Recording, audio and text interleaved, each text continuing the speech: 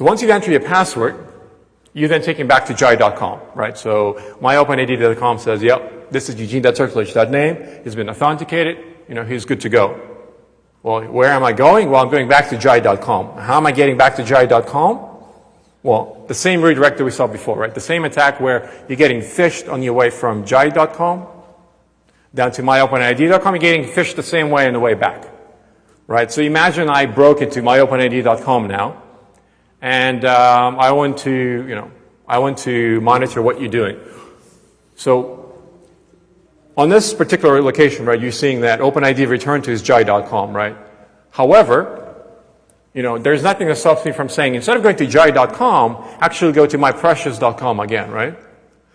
Then what myprecious.com does, it simply sits as a proxy between the user and everything else that the user is doing. So think about it this way. I'll give you a real example, right? You go to hotmail.com, right? If hotmail.com was integrated with OpenID, you go to Hotmail, you put in your URL, your OpenID, you log in. But instead of taking you back to Hotmail, I'm going to take you to mypreciousHotmail.com. And mypreciousHotmail.com is sitting there and acting as Hotmail. It's connecting to Hotmail on your behalf, giving you all the data. And it looks like you're actually working with Hotmail, but you're not, right? So every single email that you read, every single email that's sent out goes through me. So once again, I completely control what you're doing on the internet. And this is exactly the same problem, right? There is no difference. Right, this is all about phishing. Every time there is a URL in place, every time I have to say, actually go to this URL or go to that URL, there's a problem. Because how do you know, right? How does the browser know that this is, where the user is supposed to go, right? The location is a location is a location, right? To browser, it's just a URL. It doesn't know whether it's supposed to go to jai.com or myprecious.com, right? To the browser, it all looks the same. It's only the user who can make the distinction. But the users are clueless, right? The users will disclose the information to anyone. So there's really no easy solution to phishing. So maybe, there might be some interesting solutions coming out in Firefox, but that's not out yet. So we are yet to see a decent solution to this. But that's not the only attack that happens, right? When you log into myopenid.com and you're ready to go back to jai.com, there's actually a much more serious attack, and that's called it's a replay attack. Because what happens is, like Vlad said, there's the only communication between the site you're logging into and the identity provider who controls you is through these redirects that are going back and forth, right? That is the only communication. So when you put in your password and myopenid.com says, yep, you're done, go back to where you came from, the only thing that happens is that the browser receives a redirect says, go back to where you came from. Okay? That's it. There's nothing else. So what happens is, if I sit on the wire, if I sniff this URL, and I then put it in my browser and I press enter, I just logged into that site as you. Because in effect, this URL itself is the proof that you've just logged in, right? Because that's the only thing that goes from your identity provider back to jai.com. So if I were to sniff this URL, I can log in as you, right? Because there's nothing else that's happening underneath. Everything you need to log into the site is right here in this URL. And if you can sniff this URL, you can log in as Eugene.Tsyrklevich.name into jai.com, right? So there was a suggestion to use nonces, right? And nonce, in America, to use number used once. It's a cryptographic technique. In England, I live in London, it means gay man. And here we're using it as a cryptographic technique and not a gay man. And nonce means number used once. Okay? So with the replay attack, the problem is that someone can reuse the URL more than once. So when you have a nonce, what happens is you use your URL, and that URL then becomes invalid. Because the next time when the attacker tries to replay this URL, the site will say, actually, I've already seen this nonce once. And the second time it rejects it. So in theory, the nonce solution solves this problem. However, first of all, nonce is actually not part of the specification, not part of the protocol. Okay? So your identity provider might actually not be supporting them, because there is nothing in the specification that says you must implement nonces to prevent this attack. Okay? If myopenid.com doesn't want to prevent this attack, it doesn't prevent it, right? So you're wide open. However, even the bigger problem is the fact that nonces don't actually protect against active attackers. Okay? What is an active attacker? Well, a passive attacker is usually someone who just sits in a wire and listens to all the traffic, right? So if I sit in a wire between myopenid.com and jai.com, I can just sniff all the traffic, and if I grab this URL, I can impersonate you. An active attacker is the same thing, except he or she cannot just sniff just the traffic, but they can also inject traffic, right? So they can send packets, they can do other things, right? And you might say, well, I'm protected against passive attackers, I'm happy with that. However, the fact that nonces are even discussed in the OpenID community means that the community recognizes that there is a threat. Okay? The community recognizes that it is possible for someone to sit on the wire between these two parties. Okay? But when you're able to sniff the wire, sending out a packet doesn't cost anything extra. Right? So the difference in our case between passive attacker and an active attacker is actually non-existent. Anyone who sits on the wire can perform an active attack. Okay? That means that if I'm an active attacker and I'm sniffing the wire, sitting between the two parties that you're talking to, all I have to do is, just as a passive attacker, sniff your URL, except now, instead of just, reusing it, I have to kill your connection, right? So the way this attack runs is, I sit on the wire, I sniff your URL, the moment I see it, I reset your connection and reuse that URL. So I'm the first one to use it because you actually didn't have a chance to complete your transaction, right? And how easy to do it? Well, it's trivial to do because when you're sitting on the wire, you're seeing all the TCP traffic, right? So you're seeing all the sequence numbers. So killing someone's connection is sending out a single packet, unauthenticated, and the only thing you need to know to reset the connection is a sequence number. And the sequence number is right there in the packet that you just sniffed. So sitting there and not doing anything, and sitting there and resetting your connection, in terms of effort, is about 5 minutes of code, right? It is absolutely trivial. So what I'm saying is that even though people might say, well, this protects against active attackers, I'm saying this is not good enough. Because an active attacker and a passive attacker, the amount of effort between the two is, it's not a serious amount of effort. So, a bit of tongue-in-cheek, but we're saying is that nonsense are nonsense, okay? And the reason for this, people might say, well, this will protect me against active attackers, that's good enough. Well, we're saying it's not good enough.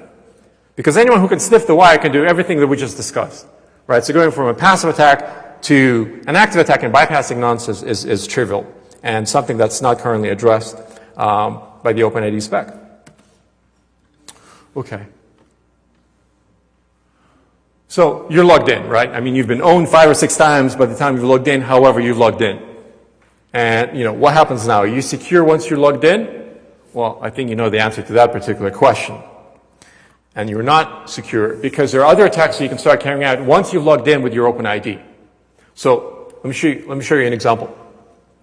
In this particular case, it's just a piece of HTML code, and it has an iframe. It's a hidden iframe, right? When you include that in the HTML code, the user will not be able to see anything on the screen. There's nothing on the screen. However, what this iframe is doing, it's connecting to your bank.com, and it's logging you in. Okay? Remember, there was this little checkbox that says, keep me logged in? Well, imagine this iframe is integrated into cutekittens.com. Okay, you go to Cute Kittens, and you want to see all those pictures of cute kittens, right? But to see the pictures, you have to log in with the OpenID. So that's not a problem. I'll just log in with OpenID. So you quickly put in your OpenID URL, right, waiting to see cute kittens. You click, keep me logged in because, you can't be asked, and you log in. The next thing that happens, you see a picture of a very cute kitten or whatever. However, underneath, what you're not seeing is there's a hidden iframe sitting on that page. Okay, and assuming that you've selected this box that says, keep me logged in, this particular iframe will log you in automatically.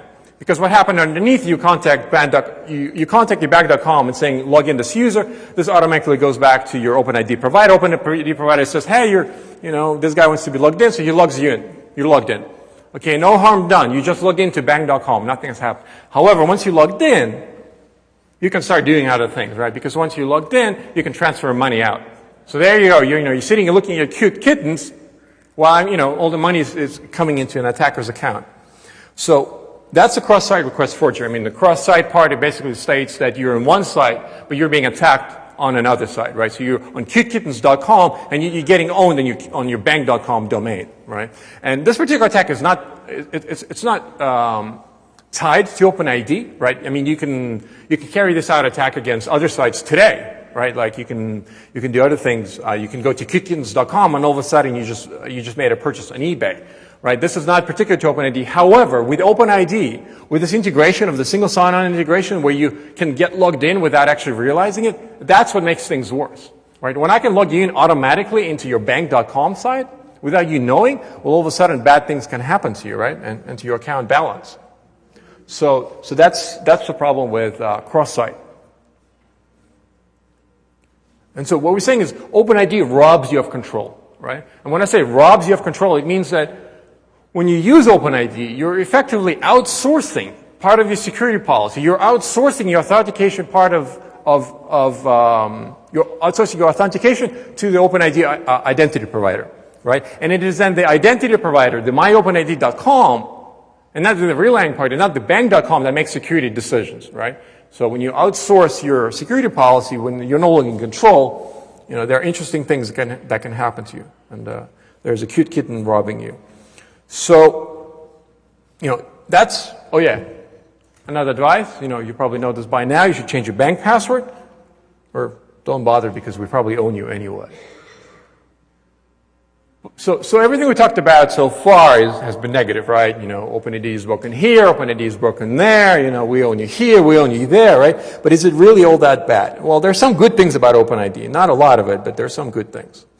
So is it really all that bad? No, not really. We don't think it's all that bad. In fact, we think that there can be some very good things that come out of OpenID. In particular, we think that OpenID can make your logins far more secure than they are today. Okay, well, how? I just showed you 7 different ways to own OpenID. How are you going to make things better? Well, the thing about OpenID is that you have only one service, right? That's the whole premise of OpenID. You have single sign-on, right? You have one URL, and you have to log in once. Okay? And that's good, because you have only one front door. You have only one front door to secure, meaning that you can afford to use client-side certificates.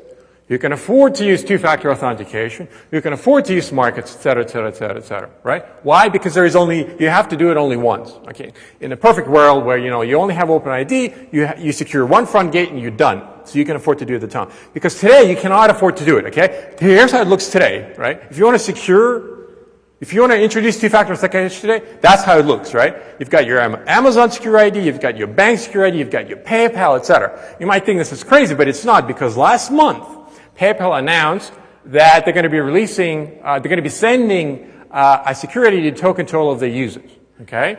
Obviously, PayPal has a lot at stake, right? There's a lot of money flowing around, so they can afford to do it, right? But what stops Expedia.com, right? Or, Dig, I don't know. Maybe Dig, goes all crazy about security and say, hey, we want to protect all the users using two-factor authentication. We're going to send them all a secure ID, right? Pretty soon, this is how it looks like, right? You want to log in, you have to open this big box and find your secure ID, right? And you're laughing, but it's actually true. I used to work in an investment bank, right? So there's a lot of money floating around there as well. And, what happens is, you want to trade with, Morgan Stanley, you want to trade with Goldman Sachs, you want to be on Bloomberg, right? So what happens is every one of those users, they send you a secure ID, right? Because they're like, oh, we want to be secure, right? So we care about security, so we're going to send them a secure ID. And you know what happens? You know what happens with traders? Traders take the secure IDs, they write down their PIN on it, they stick it on the secure ID, they take the secure ID, they stick it on the monitor, right? And all of a sudden, yeah, we're secure. And here's a Morgan Stanley secure ID, here's Goldman Sachs, here's Bloomberg, right? Is it two-factor authentication? Yes. Is it really secure? No, I don't know. So what I'm saying is the current situation is just not viable, right? You just cannot afford, you just can't do it. And second of all, the cost, right? The cost of implementing secure ID for Dig or for Slashdot is just too high, right? You just cannot afford to do it. However, with OpenID, when you have only one login to do it, right? You don't need a box of secure IDs. You can afford to do it, right? Because you can amortize the cost and the time of implementation across every single site. Right? When a single secure ID is protecting your PayPal,